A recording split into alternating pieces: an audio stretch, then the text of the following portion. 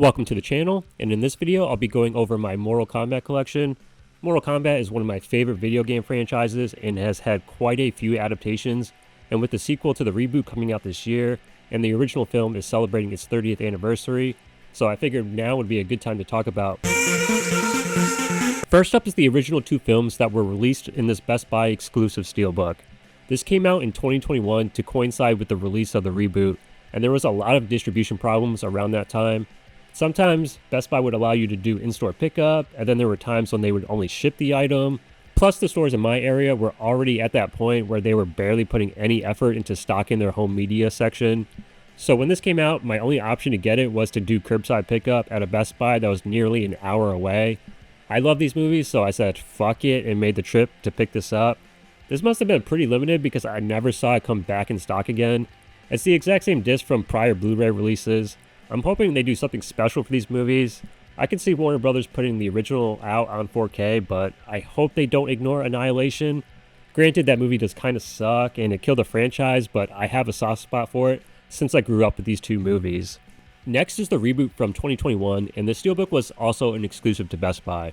Now, for some reason, and I think all these Steelbooks have the same issue, where the image of Sub-Zero on the back is printed upside down. This sold out pretty quickly, but I think it came back in stock at some point. Maybe they fixed that error. If anybody knows if they corrected it, let me know, or maybe it was done on purpose. I'm not sure. This was my most anticipated movie that year. I mean, it had been 21 years since the last live-action film. I do enjoy this movie, and I've watched it numerous times, but the fatal flaw in this film is the Cole Young character. For some stupid reason, the filmmakers thought the main character of the movie should be an original character, and there's just zero justification for it. Where do you get these guys?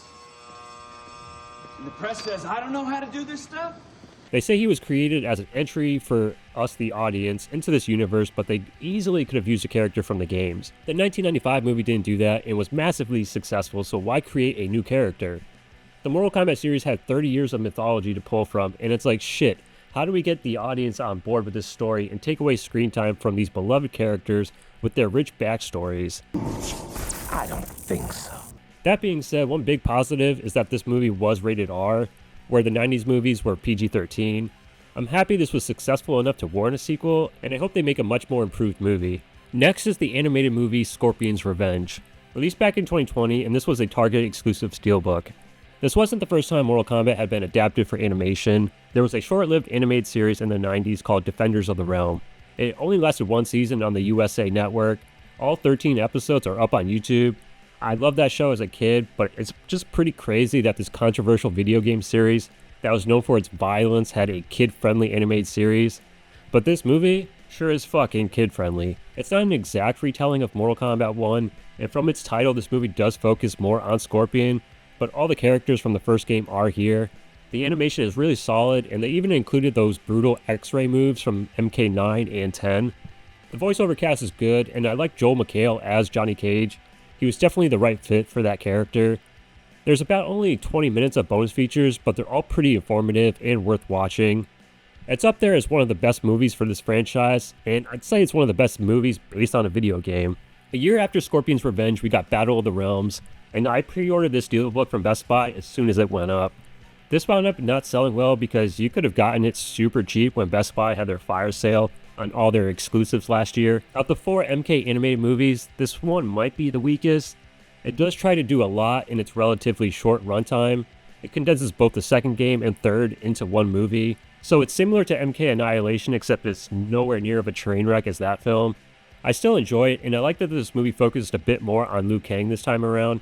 I might be one of the only few people who likes the character of Curtis Stryker, and I was pretty bummed to see him get killed in this movie.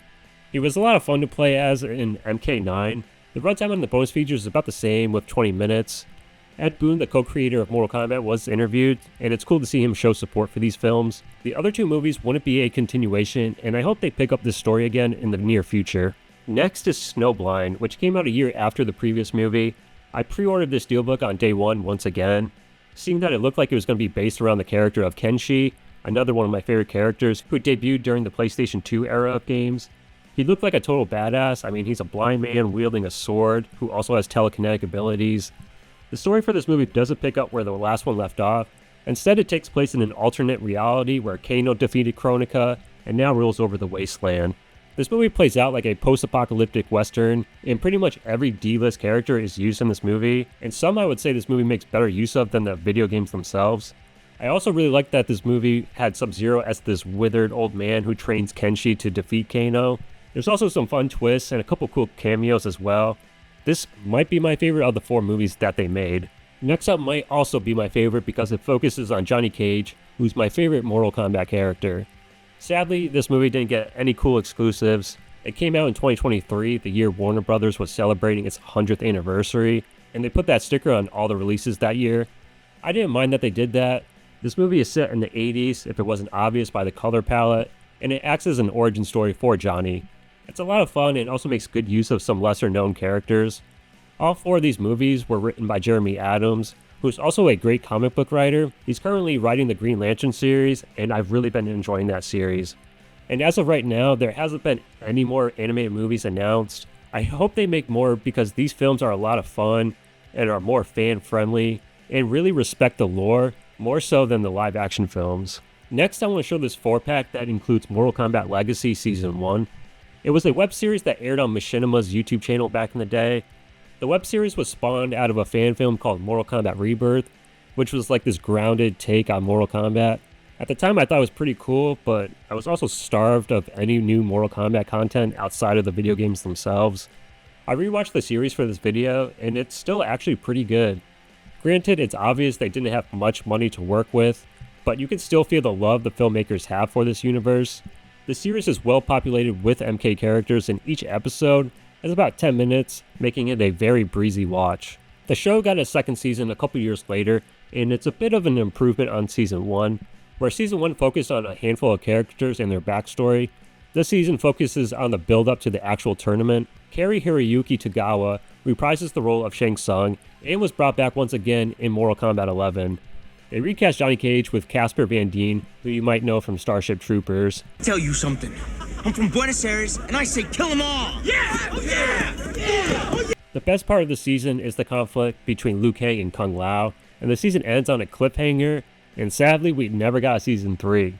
They did shoot Season 3, but it was never released. Thanks for watching the video. I'm sure I'll have to make an updated video on this franchise at some point, because I'll pretty much just buy whatever they put out, and I'm always on the hunt for more stuff to add to my collection. I'll see you guys in the next video, but until then, have a movie time. Those were $500 sunglasses, asshole.